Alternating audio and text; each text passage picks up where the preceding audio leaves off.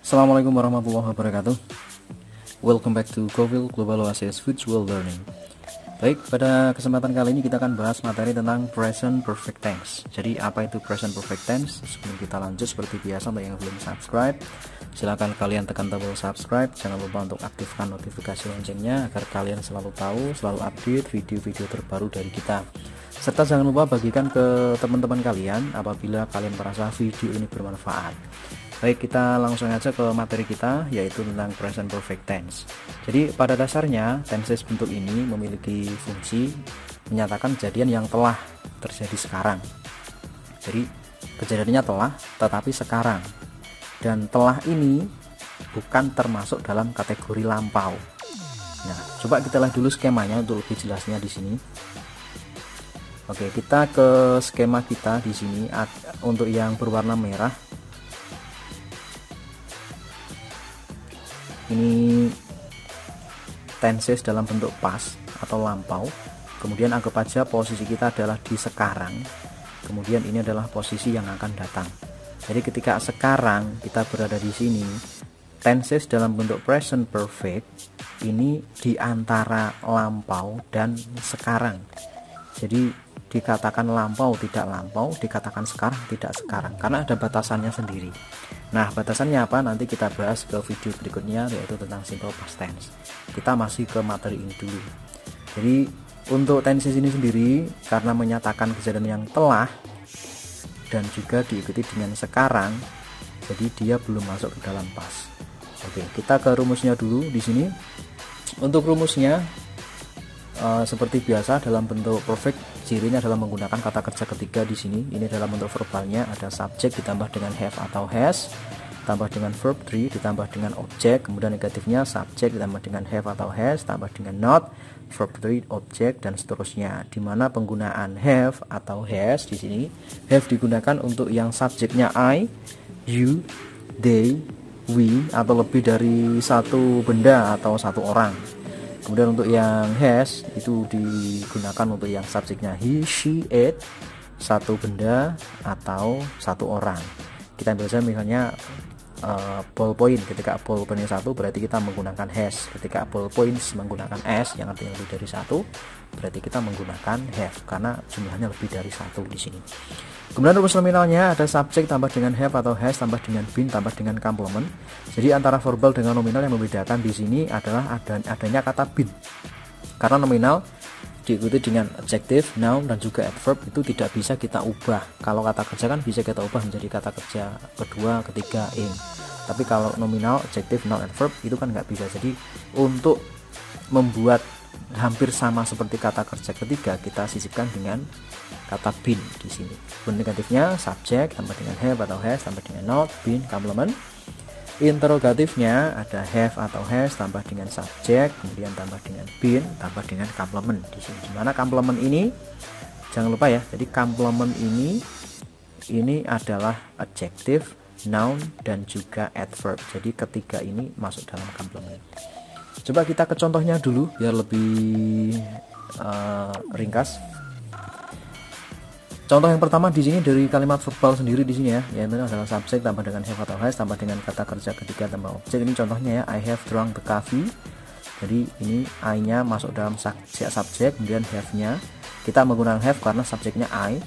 Kemudian drunk kata kerja ketiga, the coffee masuknya adalah objek, yang artinya adalah saya telah minum kopi. Kemudian ini she has pushed the door.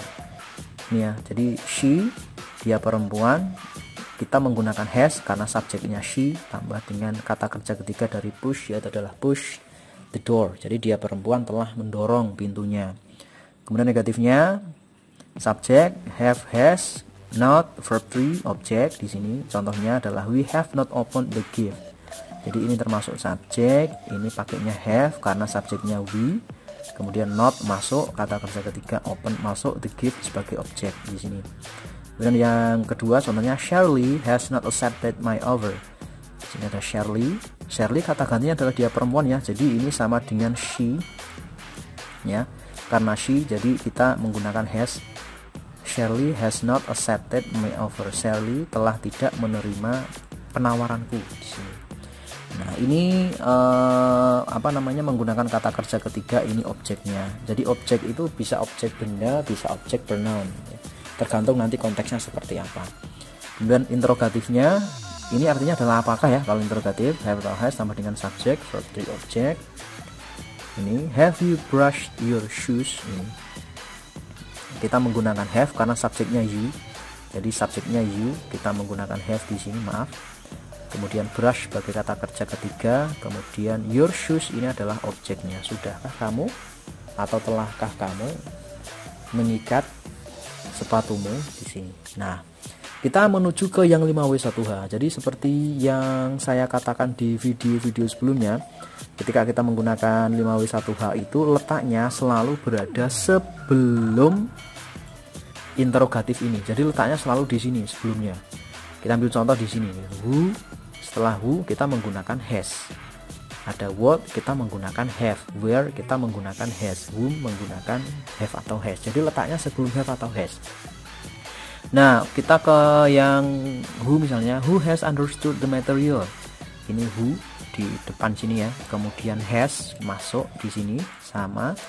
Kemudian understood ini adalah kata kerja ketiga. Jadi kita tidak menggunakan subjek karena who artinya adalah siapa. Yang mana siapa adalah menanyakan subjek. Jadi kita tidak usah menggunakan subjek.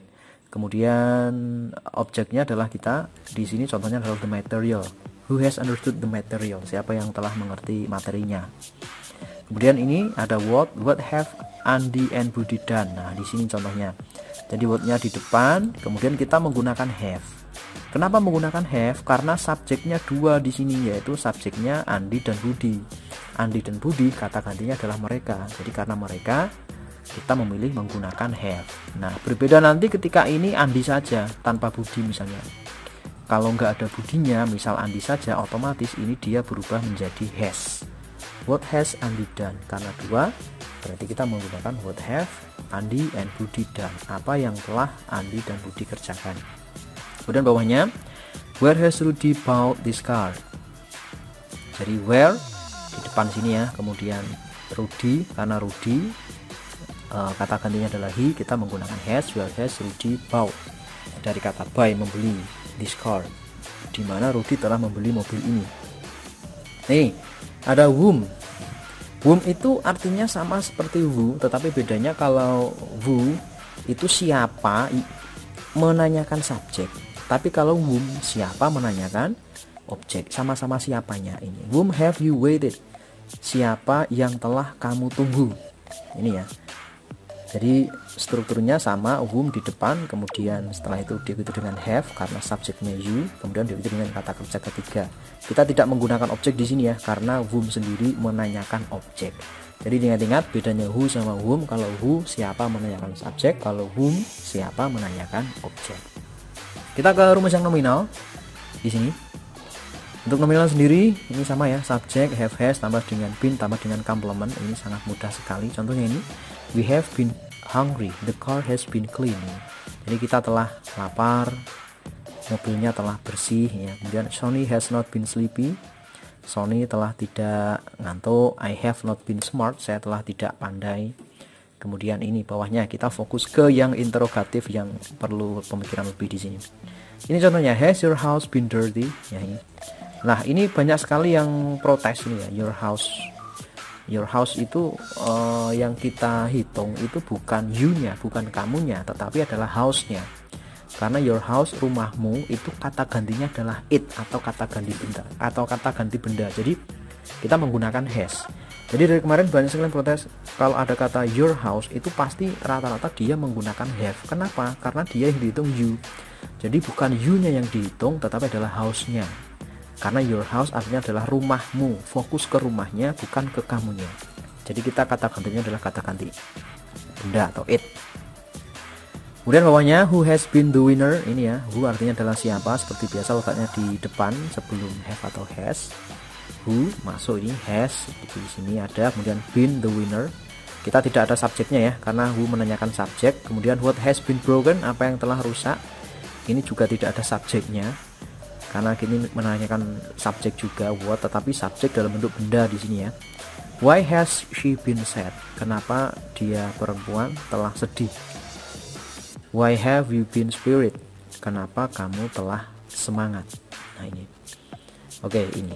Jadi secara garis besar seperti ini untuk tenses dalam bentuk present perfect tense. Jadi yang perlu dipahami ketika ciri dari perfect sendiri adalah menggunakan kata kerja ketiga.